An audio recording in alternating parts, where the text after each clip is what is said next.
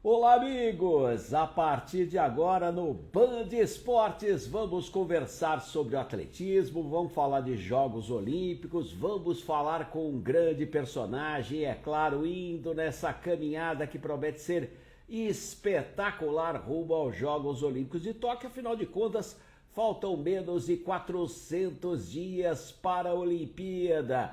E é claro que nessa caminhada a gente está de olho, porque muita coisa pode acontecer e mais do que isso, né? Poderemos ter aí realmente grandes atletas em ação. E nessa caminhada, é claro que vamos conversar com atletas, treinadores, vamos realmente tentar interagir com muita gente. Hoje, aqui no Band Esportes, eu vou receber o Katsuhiko Nakaya, ele que é um treinador espetacular de atletismo, é de fato alguém sensacional e o Nakaya tem uma experiência espetacular, porque ele está indo para a sua nona Olimpíada, né? Vocês imaginaram alguém chegar na nona Olimpíada? Eu fiz 10, né? Mas na realidade é diferente dele. É uma outra caminhada minha, é uma caminhada aí como jornalista acompanhando os jogos e também transmitindo as principais competições do mundo. Já já estarei em ação com o Nakaya, que acabou de entrar. Nakaya, olha aí, esse é o livro, esses são os jornais, LA Times da Olimpíada de Los Angeles em 84. E o Nakaya estava em ação em Los Angeles 84, mas tem realmente grandes histórias aí e a gente vai falar também sobre 1980, a última Olimpíada amadora da história. Última vez que nós tivemos Jogos Olímpicos organizados de maneira amadora. Tá aí o Nakaya que vai para Tóquio para sua nona Olimpíada. Você já pensou? 9 Olimpíadas, ou como atleta ou como treinador, trabalhando com os atletas de velocidade do Brasil. Seja muito bem-vindo, Nakaya, e parabéns. Boa noite, Álvaro. É um prazer estar aqui contigo. E falar um pouquinho de atletismo e um pouquinho do passado, principalmente do atletismo da década de 80 e 70, né? Eu creio que você teve uma participação muito grande no atletismo. Eu me recordo de você, o Elias Júnior e o Luciano do Vale, saudoso Luciano do Vale, né? Que acompanhava o nosso atletismo. O Luciano, na Bandeirantes, ele não fez. Aí que está a curiosidade. Eu fui comentarista de um Troféu Brasil de Atletismo que a gente montou, editou tudo no corte. Parecia até digital influencer hoje com o telefone.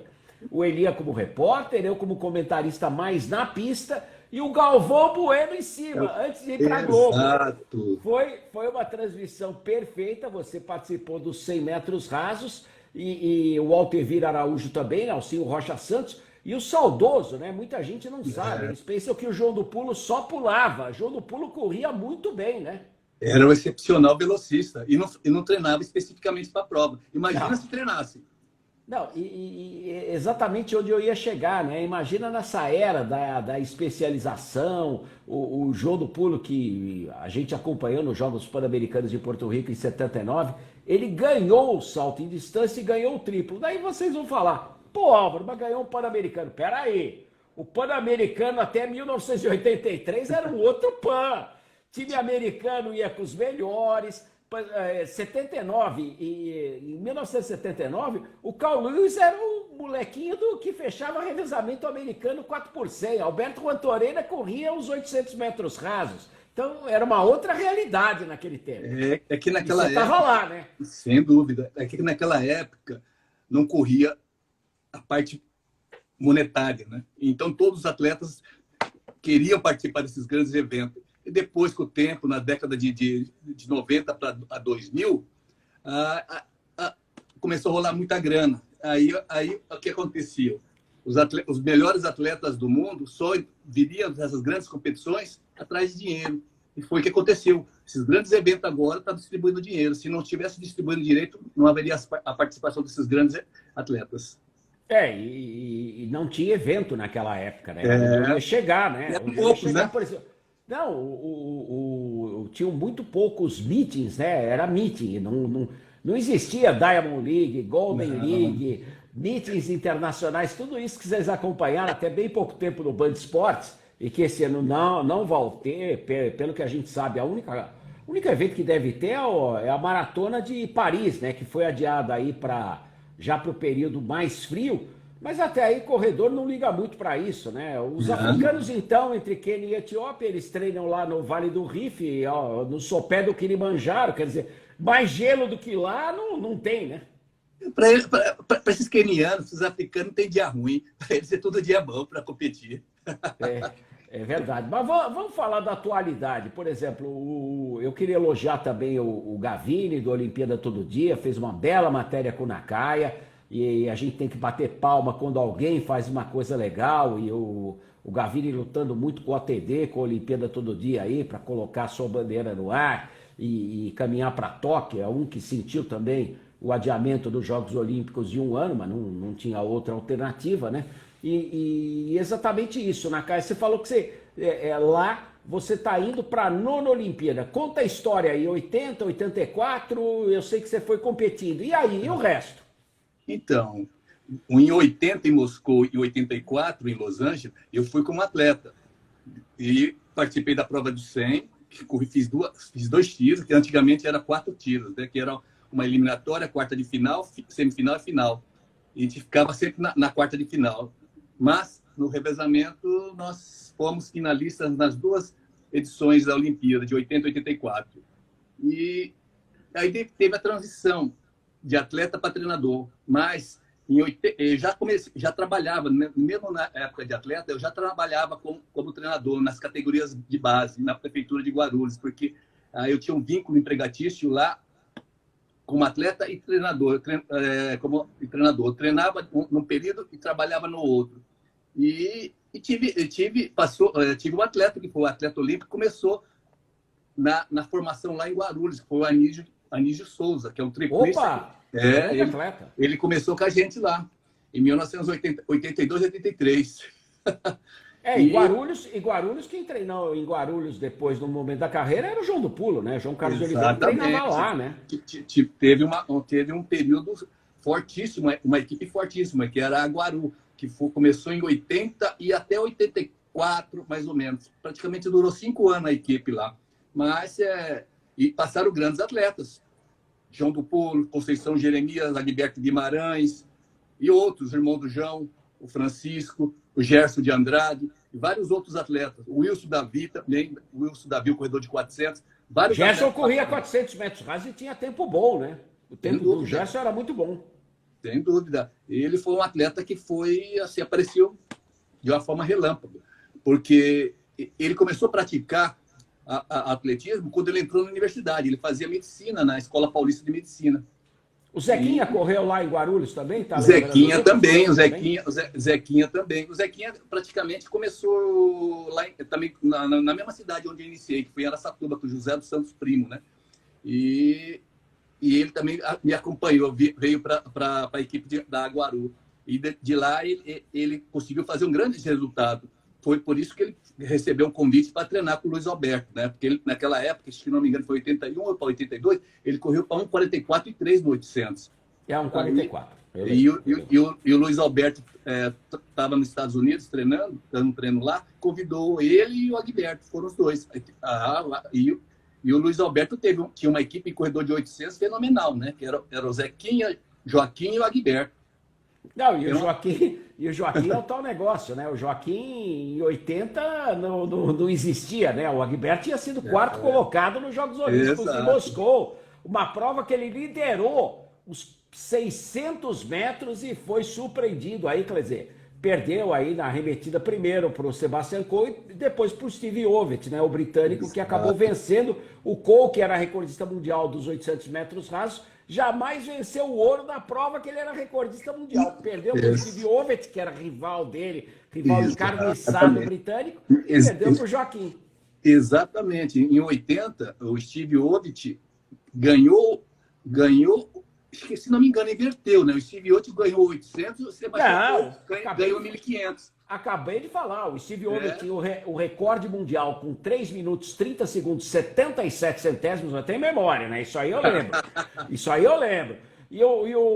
E e ele era filho de um açougueiro, enquanto que o Sebastian Coe era de uma família rica, tanto que hoje é Sir Sebastian. E abastada em Libra, né? Não é abastada, não é bem assim, não.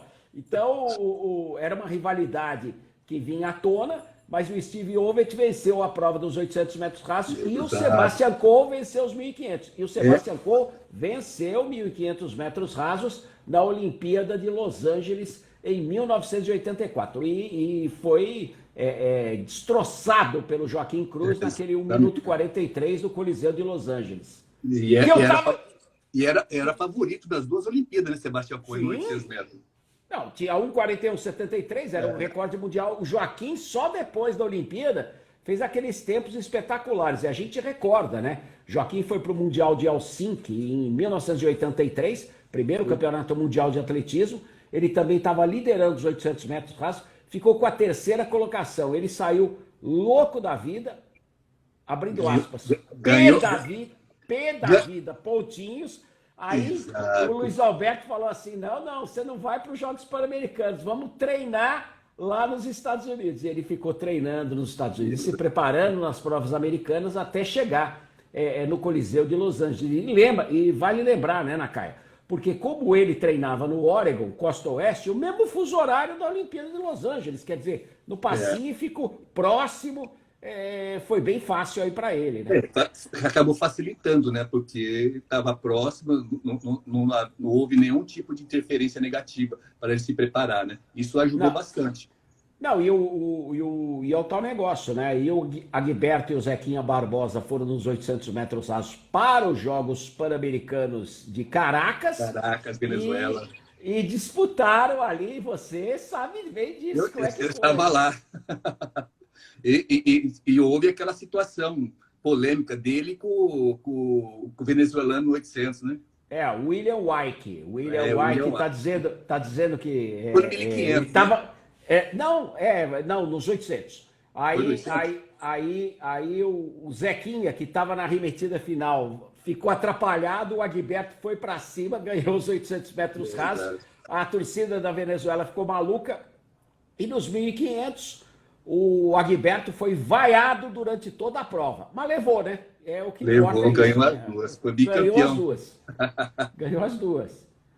Mas acho que foi o último PAN que nós tivemos a força máxima, né? Quer dizer, o Joaquim Cruz não foi, alguns atletas americanos também não foram, mas nós tivemos aí uma força máxima nos Jogos Pan-Americanos, toda a força das Américas. A equipe americana, por exemplo, de basquete tinha o Michael Jordan. Tem uma história legal do Agberto, principalmente do Agberto, quando ele apareceu em 1974. Você sabe, ele veio do Belém do Pará, né? De uma cidade interior do Belém do Pará. Só para explicar, o Jadel Gregório, para falar em triplo, nossa, Jadel Gregório acompanhando essa live, grande, olha, o pessoal peso pesado, Adalto Ferreira e tal, parabéns, muito obrigado a todos vocês por estarem conosco nessa live do Band Esportes, que sem dúvida alguma o professor Nakaya merece, porque o Nakaya tem uma história espetacular e está falando aí sobre o Agberto, que veio de Belém do Pará. O interior de Belém do Pará. Eu lembro que numa seletiva para o Estudantil Mundial, que foi realizado em Poitiers, na França, e essa seletiva foi em Brasília. E ele apareceu lá do nada, né? E ninguém sabia quem era ele. E o favorito para se classificar era um atleta de Brasília que chamava Leonardo. E saiu 800. E foi lá o Agberto. Deu a primeira volta na frente de todo mundo. O pessoal vai morrer ali no 600. O Agberto nada de morrer. Vai morrer lá no 700, nada de morrer. E terminou a prova e fez o resultado para ir para o Mundial. Foi uma coisa assim... Eu lembro até hoje como aconteceu aquela vitória do Agberto. Era um chucro que chegou do interior do Belém. Mas é uma pessoa boníssima. E foi diretor técnico da Rio 2016, né? Teve um grande trabalho aí e foi elogiado por muita gente, muitos dirigentes internacionais, inclusive. Mas, Nakaya, 9 Olimpíadas. Você estará na 9ª Olimpíada em Tóquio 2020. que será em 2021. E aí? Espero, Claro, espero tudo deu estar uma parada. no mundo. Tudo deu Eu uma já tenho, parada, mas vai estar, então, sim, vai eu, estar. eu tenho dois atletas já com índice, né? Então, espero que aconteça favoravelmente para que eu possa estar lá. Mas tudo leva a crer. Mas ninguém sabe o dia de amanhã, né? Não, ainda mais na situação É, atual, né? exatamente. Outro dia eu falei, não, e tal, pô, Álvaro, você faz contagem regressiva da Olimpíada, mas vai ter Olimpíada? Com toda certeza vai ter Olimpíada. No momento que a governadora do Japão, Ikiko Koike, conseguiu a reeleição, ela realmente. Como é que é a pronúncia? Koike. Koike. É, Koike. Koike. Eu vou na sua, porque não vou discutir a língua com você, não. E aí com o Kleberson também não, porque o Kleberson sabe, viu? O Kleberson Yamada, eu brinco com ele, mas eu vi ele falando japonês com marral, eu fiquei quietinho. Ele morou muito tempo lá, né? No Japão. E aprendeu a falar. Foi isso que foi mais importante. Ele soube aproveitar e aprender uma língua a mais, né? E é uma pessoa que tem um conhecimento tremendo, é um estudioso do atletismo. Ah, mas tem que ser, né? Realmente vocês são diferenciados. O atletismo pouca gente sabe. Todo mundo brinca. Não, o atletismo é esporte base, atletismo é isso. Ó, Jogos Olímpicos é o seguinte: do total de medalhas da Olimpíada, 20% são do atletismo, entre homens e mulheres. 20% das medalhas da Olimpíada vão para o atletismo. Então vocês podem sentir aí o peso da modalidade que transformou países como Jamaica e Quênia em potências do esporte. Eles ganham só com o atletismo muito mais que inúmeras nações, entre elas o Brasil, né? Só o atletismo da Jamaica ou do Quênia fica lá na frente. Mas nessa caminhada aí, como é que você está acompanhando hoje os novos atletas brasileiros? Você inclusive falou da Vitória Rosa, né? Nossa melhor velocista hoje, jovem, né? Com todo respeito a Ana Cláudia, a Rosângela, mas a Vitória é nova e pelo jeito veio para ficar. Ela tem um potencial e tem muita coisa para se desenvolver. E eu acredito que ela possa estar fazendo uma boa participação nessa Olimpíada, principalmente na prova de 200 metros. E o mais importante é que a Olimpíada forte dela vai ser em 2024, em Paris, onde ela vai estar numa casa de 26 para 27 anos e vai estar muito mais madura, né? Muito mais experimentada. Eu creio que ali vai ser uma Olimpíada para ela. A 2024 vai ser brigar para ser uma finalista, mas em 2020, 2021 e para 2024 pensando em medalha. Bacana isso. Muito legal, muito legal. E ela corre bem na curva, né?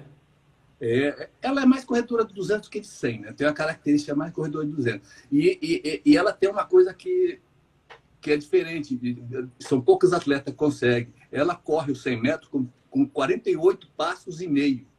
E são raros atletas mulheres que corram com esse número de passos.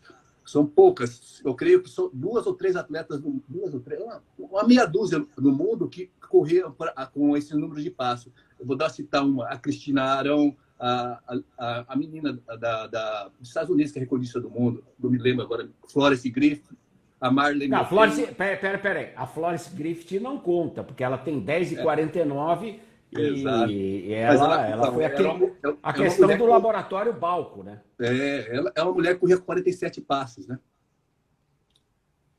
As duas se corriam para isso. Ela e a Cristina Arão, a francesa, também, que tem 10,64. Então, são poucos atletas. E é isso que nós temos que trabalhar agora, porque em termos de amplitude de passo, ela tem muito bom, mas ela precisa melhorar a qualidade, que é a frequência. E isso aí é o que vai fazer diferença para ela, melhorar bastante o resultado. O Comitê Olímpico queria levar o time Brasil agora para a Europa, né? Porque a situação na Europa é muito mais tranquila para os treinamentos, a facilidade é maior. Portugal, por exemplo, já está totalmente aberto. Eu tenho vários amigos em Portugal, foto na praia, restaurante e tal. Claro que com certo distanciamento, não vai voltar a ser o que era rapidamente. Pelo menos em lugares civilizados, bem entendido. Exato. Lugares civilizados. Aqui a gente não julga. Agora, o atletismo está com uma previsão de ir para Portugal para fazer os treinos. É muito importante esse treino fora nesse momento, né, Nakaya? Por quê? Nós temos ainda uma série de competições no segundo semestre. E esses atletas que tá dentro de um programa do Programa Olímpico Brasileiro, eles têm que estar competindo. Não adianta ficar só treinando. Você tem que estar no ritmo de competição. E é o que nós estamos tendo problema sério hoje, né? Que a gente está adaptando o treinamento. Que nem hoje eu estou treinando no parque do Ibirapuera, mas não no Parque do Ibirapuera, é no Obelisco. Tem uma área de gramado e dá para improvisar vários treinos mais específicos. E uma outra área que nós estamos utilizando é na rotatória da entrada de Diadema pela Imigrante, que tem uma área também excepcional para treinamento. E tem uma rampa. Dá para fazer vários trabalhos específicos. Então, isso está minimizando o problema que a pandemia nos criou. Mas seria coerente até para atletas de alto nível, né? Não para o pessoal que treinava habitualmente, mas para a equipe brasileira deveriam treinar aí no Ibirapuera, né? Não tem jeito, na pista do Ibirapuera seria o justo. Agora, tem funcionário, tem uma série de coisas. Exatamente. Né? Quer dizer, é aí que vai o muito é o X da questão. É muito complexo e é difícil você abrir exceções para alguns atletas.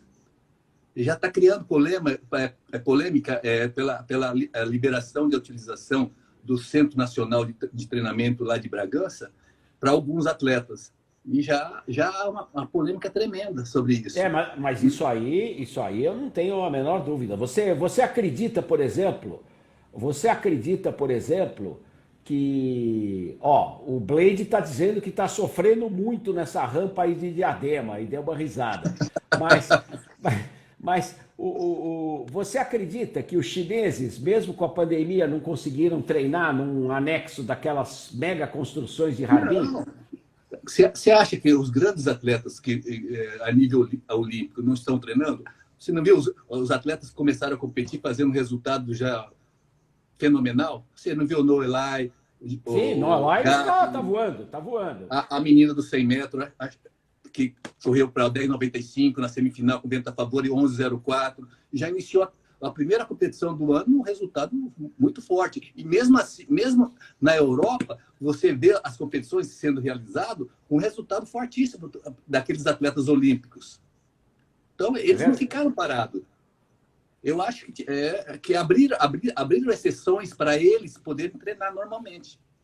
Em alguns locais, com certeza. Em alguns locais.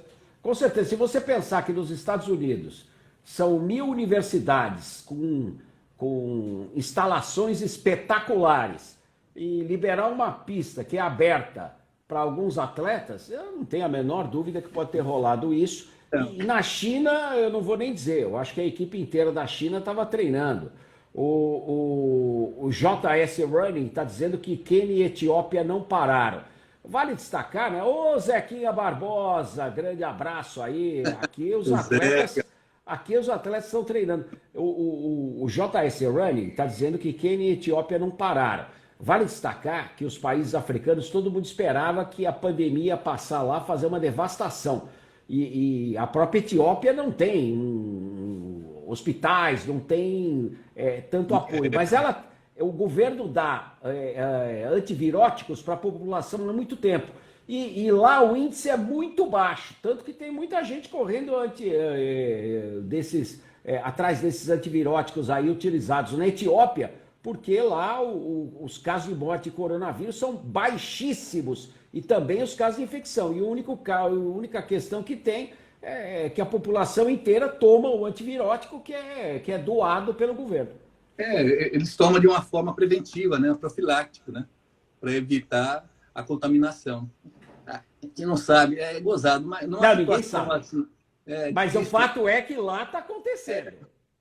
Mas eu creio que numa situação dessa, temos que estar utilizando algo para poder se prevenir. Não podemos ficar esperando acontecer, ficar doente e acontecer claro. esses números de mortes que não é aceitável. Até porque a Etiópia não é propriamente o país do primeiro mundo, né? Ela só Exato. foi o país de primeiro mundo quando estava lá a rainha de Sabá que o faraó do Egito foi atrás, né? Porque antes É, não tinha nada.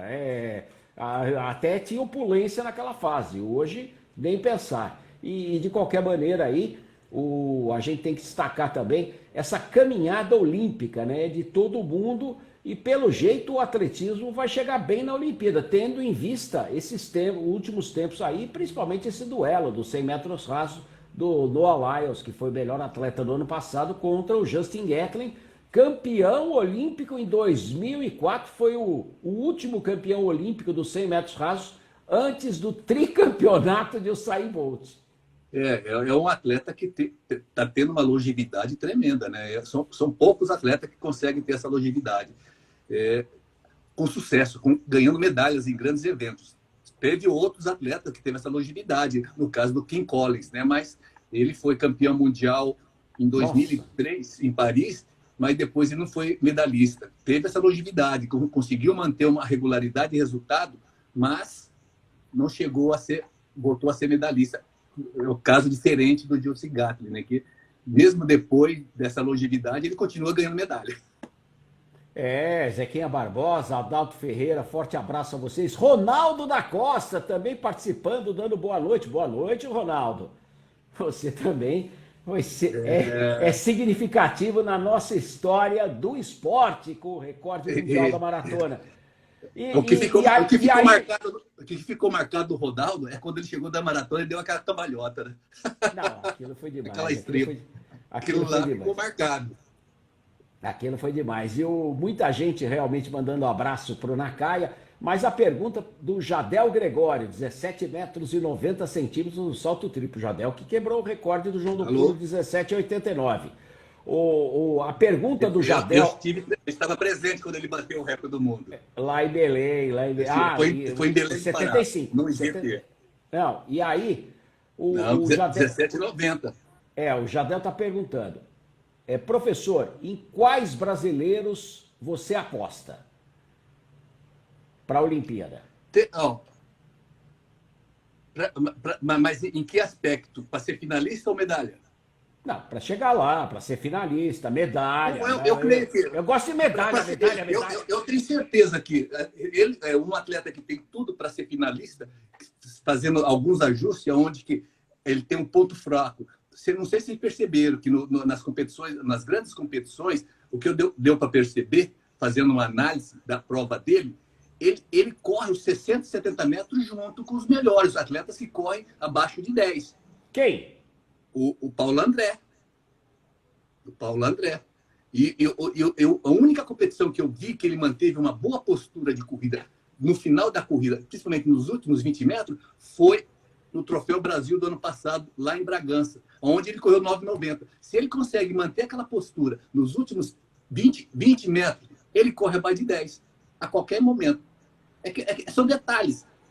Então, todo mundo pergunta, como se tem que se fazer para correr a prova de 100 metros abaixo de 10? É você saber correr a todas as fases das corridas de uma forma ideal. E a fase onde que eu acho que ele tem maior deficiência é principalmente a fase onde que ele está na velocidade negativa, a desaceleração. Sim. Ele perde uma boa postura e deixa o centro de gravidade baixar. Aí ele não consegue manter a velocidade. Bem pensado. Eu acredito muito nele. Tem tudo para correr abaixo de 10. Mas é questão de ele fazer esses ajustes. E o nosso revezamento? Também é um revezamento forte. É um revezamento forte. E o bom do nosso revezamento, principalmente o masculino, é que nós não temos só 4 atletas, temos de 6 a 7 atletas que podem estar competindo, entrando nesse revezamento. É diferente do feminino, onde nós não temos uma quantidade grande de atletas do mesmo nível. Se tivéssemos 4 ou 5 atletas do nível da Rosângela, Vitória, Ana Cláudia, Franciela, as 4 ou mais outras atletas tiverem no melhor momento delas, eu tenho certeza que é possível correr abaixo de 42. E em 2013, em Moscou, onde nós queimamos o revezamento, fatalmente poderíamos ter corrido 42 baixinho ou até abaixo de 42, porque eu tenho um vídeo gravado do YouTube, onde que, quando o momento caiu o bastão, quando passou o 300 metros, elas passaram o 300 metros para 31 e 30. 31 e 30. Ou seja, e a nossa última mulher, que era a Wanda, ela corria lançado 10 e 4, 10 e 5. Ela não tinha um grande resultado dos 100 metros, mas lançado, ela corria muito bem. Ela conseguia fazer resultado muito bom. Então, somando isso aí, daria 41, 80. 80, 90. Tudo bem. Mesmo que você tenha uma margem de erro, iríamos correr 42. Ou seja, seríamos prata. Mas ficou no C. Infelizmente. Mas aconteceu também na questão do revezamento, né? O Pan-Americano também elas. Exato. O masculino também tem um caso. E o masculino ganhou o Mundial de Revezamento, né? Exato. Então temos um masculino muito forte, mas não podemos esquecer que também tem outros países também que tem um grupo de atletas muito forte. Você pode pegar ali Estados Unidos, Japão, África do Sul, Inglaterra, a China. Então, é um grupo forte. A China tem dois que correm abaixo de 10 segundos. Então, são vários países que são muito fortes. E é aquele detalhe, é um momento. Na Olimpíada, você não pode errar. Você não pode errar. É verdade. Tem que dar tudo certo. Lembrando. Dar tudo certo que você ganha medalha. E lembrando, né, o Zequinha Barbosa que ganhou medalha de ouro em Jogos Pan-Americanos e foi quarto colocado em Jogos Olímpicos, ele está dizendo sobre o Paulo André exatamente isso que você falou, Nakaya. Isso aconteceu com a postura do Paulo André, que custou a ele a medalha de ouro no Pan de Lima 2019. É a primeira edição da história, né, dos Jogos. Foi um Pan de inverno, onde nós tínhamos temperaturas entre 15 e 11 graus e o governo peruano dizendo que estava mais quente. E claro que a gente sabia que não estava. E ao mesmo tempo teve peruano falando, não, mas já teve Jogos Pan-Americanos e tal, tudo mais, em Buenos Aires, Mar del Plata, que foi mais frio. Daí eu brinquei, eu falei, não, quando o Pan-Americano foi na Argentina, foi na época do Carnaval do Brasil, foi em fevereiro, em 51 e 95, não tinha nada. E o do Chile em 2023 vai ser em outubro, então o primeiro e único Pan de inverno é o de Lima, e haja frio lá, viu? Tava frio. E diz que foi atípico, né? Eles falaram que a temperatura... que atípico. Não, é verdade. Amigos meus que moram lá falaram, Lima tem 3 dos melhores restaurantes do mundo, guia 3 estrelas Michelin. São restaurantes top que você não arruma, vai gente em Nova York reservando lá e pro nível dos restaurantes são até baratos. E eles falaram que nesse período é o melhor período para restaurante, porque tá bem frio e tal, tudo mais. Eu falei, tá certo. E eu queria também mandar um abraço para o Aderval Arvani, que foi entrevistado outro dia pela gente aqui, conversou conosco. Aderval, que foi integrante da seleção de vôlei dos Jogos Olímpicos de Munique 72, com o time Brasil. O teu filho Lucas está dizendo, trágica noite de Moscou, aquela do revezamento. Ai, meu mestre Nakaya, grande abraço. A Lucile Viana mandando mensagem.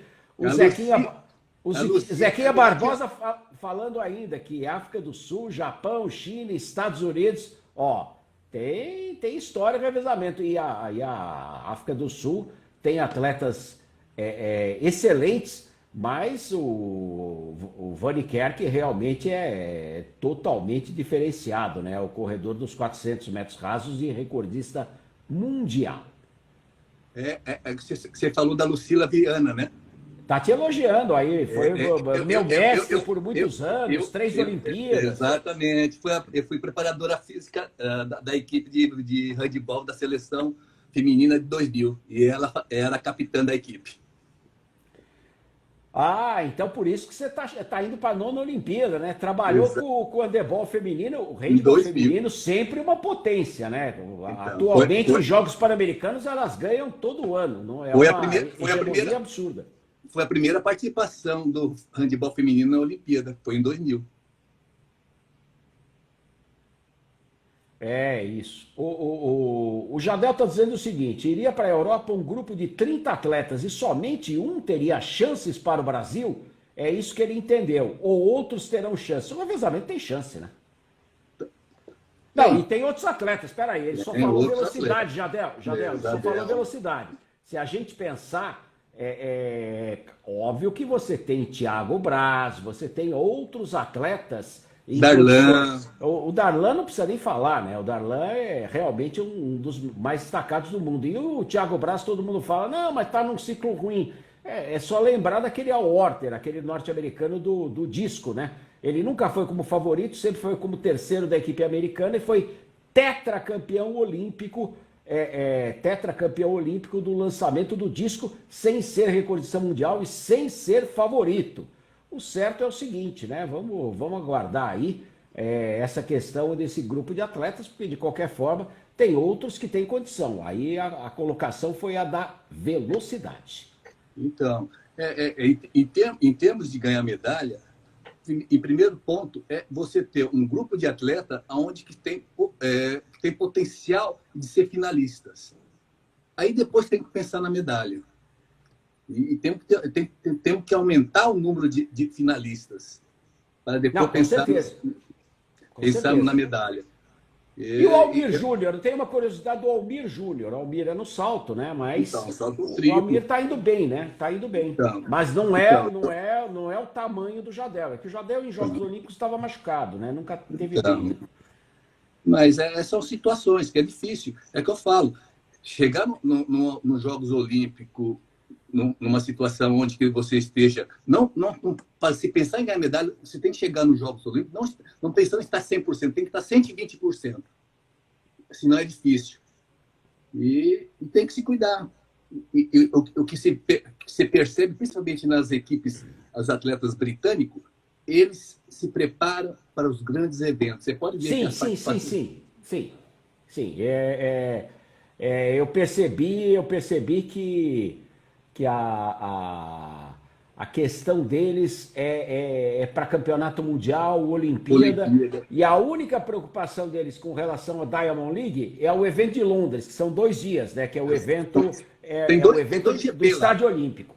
Não, é o evento do Estádio Olímpico, são É. 2 dias seguidos, né? Sábado e domingo. Então, para aquele evento, eles se preparam demais. Mas o resto é a preparação. O britânico não se preocupa muito com Diamond League e tudo mais. Se prepara exatamente. Ó, o Lucas Nakaya tá lembrando também na marcha atlética, Érica Senna e Caio Bonfim. Realmente são atletas de nível mundial. O Zequinha destacou o Thiago Rosário, que inclusive foi muito bem em várias etapas da Diamond League, hein? Chegando ali com os melhores do mundo nos 1.500 metros rasos, chegando várias vezes com os melhores do mundo aí. Foram chegadas espetaculares. E lembrar que o Thiago Rosário hoje está treinando com um treinador polonês, né? Que é o treinador do Lewandowski, que é o irmão do Lewandowski, o corredor de 800 e 1.500. E vamos ver. Parece-me que ele está se adaptando, porque ele bateu o recorde indoor, acho que é do 1.500, né? Se não me engano. Vamos ver. Sim, sim. O Zequinha dizendo que o Luiz Alberto nos treinava para ir ao pódio. O Luiz Alberto de Oliveira, que foi o monstro, inclusive treinou também. Mary Decker, grandes atletas do mundo aí, treinavam com o Luiz Alberto. E o Arnaldo Oliveira, seja muito bem-vindo, Arnaldo Oliveira. Quando eu conquistei a medalha de bronze, o Nakaya era meu treinador. Mas, Nakaya, vamos falar de você. Jogos Olímpicos. Você foi como atleta 80 em Moscou, 84 em Los Angeles. Aí continua. Exato. Então, em 88, eu não fui como treinador, mas eu tive um atleta que ficou em nono lugar, que é o Gerson de Andrade. Correu 45,27. Na semifinal, ele ficou de fora, ficou em quinto, tinha que ficar em quarto. Tava classificado até faltando uns 30 metros, aí passaram ele. E depois de 92, eu também não fui. mas eu tive 2 atletas olímpicos, que foi o Sidney Telles, não sei se você recorda dele. Excelente, lógico, lógico, lógico. E o Sérgio Matias, os 2 foram 400. E no 4x4, eles ficaram em quinto, se não me engano, quinto ou quarto, no revezamento 4x4, nessa Olimpíada em Barcelona. Aí, a partir de 96, eu fui em todas as Olimpíadas. Tive participação. Não, 96 Atlanta, você foi no atletismo? Ou você foi no atletismo. Também? E em 2000 você foi no handball, é isso? Foi no handball, mas eu tinha um atleta também que participou do revezamento, que foi o Cláudio de Souza, né? Que ele correu só a classificação. E eu tive só ele. Mas eu fui como oficial, como preparador físico do handball feminino. Ah, tá. 2004, 2008, 2012. 2012 você foi, eu lembro de você lá no treinamento, eu estava na Record, você estava com atletismo. Exato. E você treinou aí, segundo o Lucas, 20 atletas olímpicos, 5 medalhistas olímpicos. É um número, hein? E também a Cláudia Lemos, dando os parabéns pelo comprometimento. Grande Ana Cláudia Lemos, atleta espetacular. Tá voltando, tá treinando bem. E se Deus quiser, vai tudo correr bem, ela vai estar também na Olimpíada fazendo uma boa participação. Na prova individual dela. E ela estando bem, e o grupo estiver bem, nós vamos ter um revezamento feminino também muito bom. E que nem que eu falo, não adianta somente treinarmos a passagem. Temos que fazer um percurso bom para pensar em medalha. Para ser finalista, o percurso não precisa ser tão excepcional, mas para pensar numa medalha, o percurso tem que ser melhorado bastante. E se melhorar o percurso correndo abaixo de 42, de 41,80 a 42,10, provavelmente se ganha uma medalha também, no feminino. Grande Sensei Nakata, o Márcio Alberto. Grande Sensei Nakata, o grande Sensei Nakaya, voltando às origens em Araçatuba, tivemos um grande treinador, o Primo. Ele sempre colocava a equipe de Araçatuba em evidência no revezamento 4%. Sim, sem dúvida. O primo do jeitão dele, uma pessoa que era muito sábio e era um estudioso. Eu me lembro até hoje que ele mandou traduzir um livro alemão que ele ganhou de um padre alemão da escola, do colégio salesiano em Araçatuba, mandou traduzir. E logo depois, em 74, 75, a equipe brasileira começou a fazer um intercâmbio Brasil-Alemanha.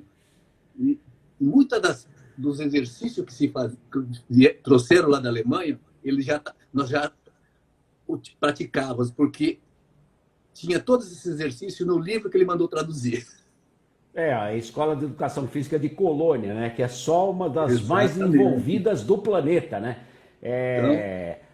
O INEF de Madrid e Colônia na Educação Física são realmente referências mundiais. E aí o Nakaya falando toda a história, mas eu quero saber o seguinte, as meninas aí te elogiando e lembrando, né? Porque, queira ou não, o revezamento 4% do Brasil nos Jogos Olímpicos de 2008 em Pequim, acabou herdando a medalha de bronze. O que aconteceu? A russa Chamushkaya foi flagrada em doping, não na época, mas o doping atual, já que tudo é congelado, né? As amostras, as coletas são congeladas e hoje tem muito mais tecnologia para realmente se avaliar isso. Então, os resultados de Pequim, eles foram alterados no 4%, e o Brasil herdou aí a medalha de bronze. E realmente é um baque grande. Uma coisa é você receber a medalha de bronze no Estádio Olímpico, no Ninho do Pássaro lá. Outra coisa bem diferente, eu estava presente,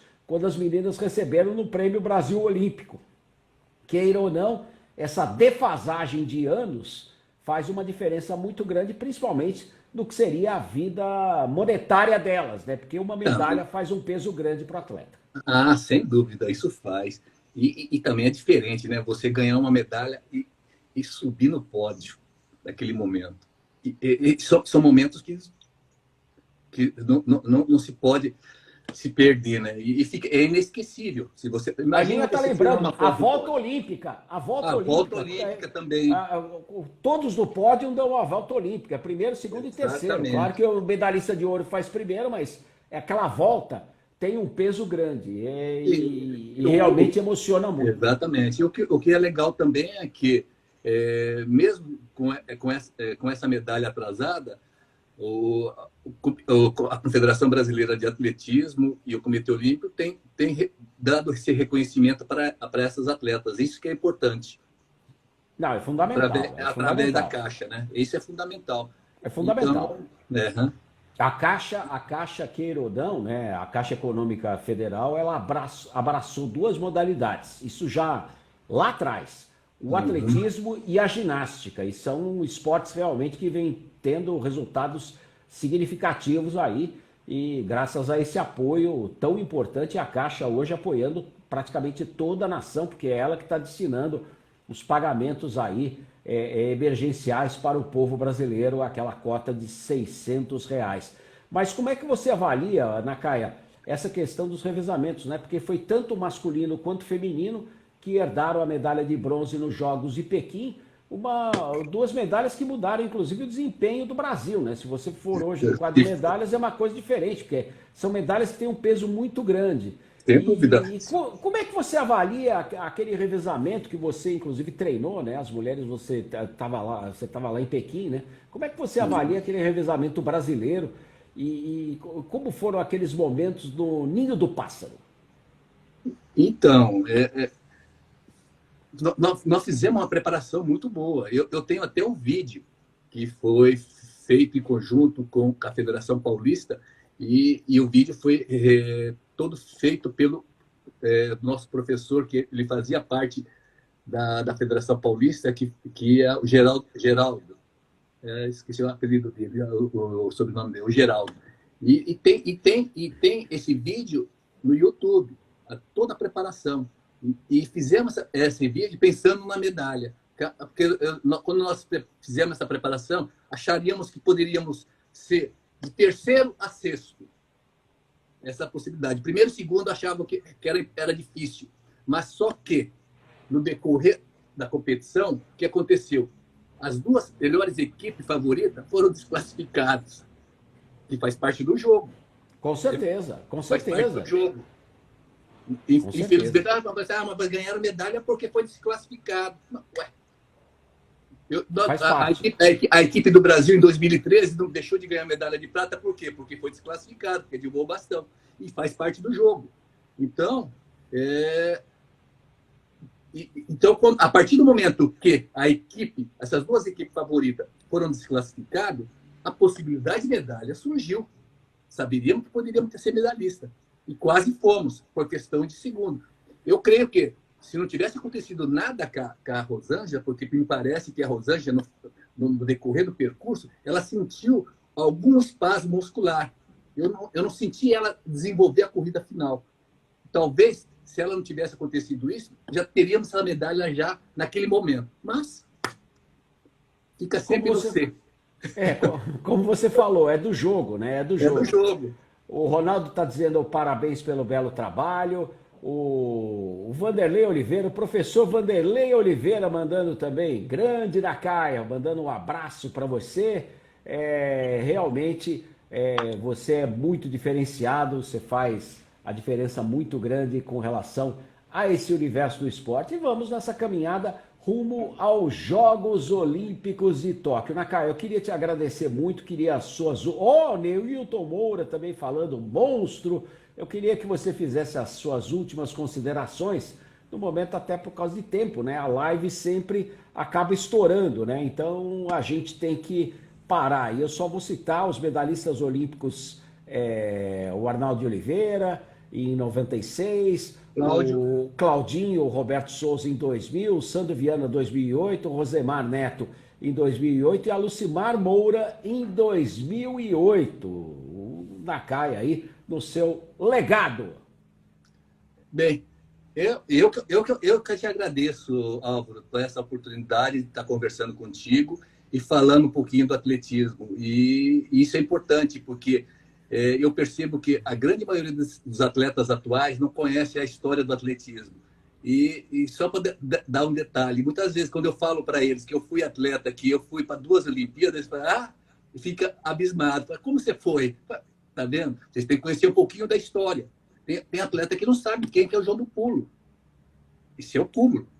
E aí eu vou dar uma cortada, né? Porque estamos para encerrar, mas eu tenho que falar isso. E poucos sabem, né? O Nakaya correu nas quartas de final lá em Moscou, 1980, e quem venceu a bateria dele era o melhor tempo do mundo, que era o cara que deveria conquistar a medalha de ouro, o cubano Silvio Leonard. Só que ele foi surpreendido na final por Alan Wells, da Grã-Bretanha, e destacando, né? 2 anos antes, o principal jornalista britânico tinha falecido, que cobria atletismo, que era Harold Abrams, exatamente aquele que havia vencido e gerou o filme Carruagem de Fogo, os Jogos de Paris em 1924, a prova dos 100 metros rasos. Ele morreu 2 anos antes do Alan Wells faturar mais um ouro nos 100 metros rasos para a Grã-Bretanha.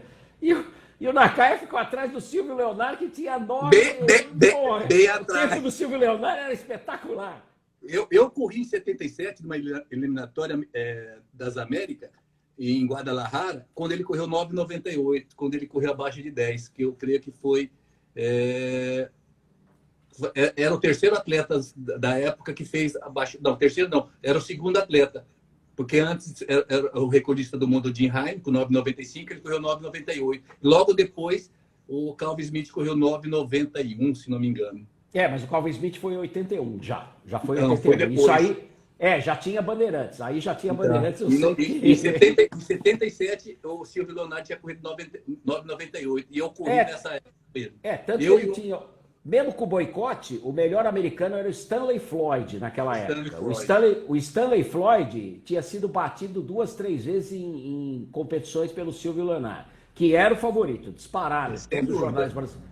E o Alan Wells aí fez a corrida da vida, né? Isso que é importante. E você participou disso, Nakaya, e mostrou a última Olimpíada Amadora, porque a partir de Los Angeles 84, Peter Hilberroth criou a Olimpíada Profissional, e entraram patrocinadores e tudo mais, e foi o que a gente está vendo hoje, algo totalmente diferente do que foram os primeiros Jogos Olímpicos até 1980. Ô, Nakaya, muito obrigado a você. O Zequinha Barbosa está citando o Calvin Smith aí com 9,93. Calvin Smith, que faturou o ouro no revezamento americano dos Jogos de Los Angeles em 84. E eu estava, inclusive, com um atleta seu, viu, em 84. Ele disse, pelo menos, que foi treinado por você, mas eu acho que é mentira. O Elias Júnior, para mim, o Elias Júnior. Isso é uma lenda urbana. Ele nunca foi treinado por você, não. Mas, de qualquer maneira, aí a gente vai ficando por aqui. Eu lembro dele como atleta. Tá certo, tá certo. Era cabeludo, né? Hoje é diferente, mas tá tudo certo. Quando eu tinha cabelo. Como diria Fiore Gilhote, o tempo passa. Bom, Nakaya, muito obrigado. Vamos repetir essa live aí, vamos fazer futuramente, falando do atletismo brasileiro, o potencial que tem os velocistas para chegarem não só em Tóquio, mas também nos Jogos Pan-Americanos de 2023 em Santiago do Chile. Nakaya, obrigado e um grande abraço. Eu te agradeço. Um abraço. Tchau, pessoal.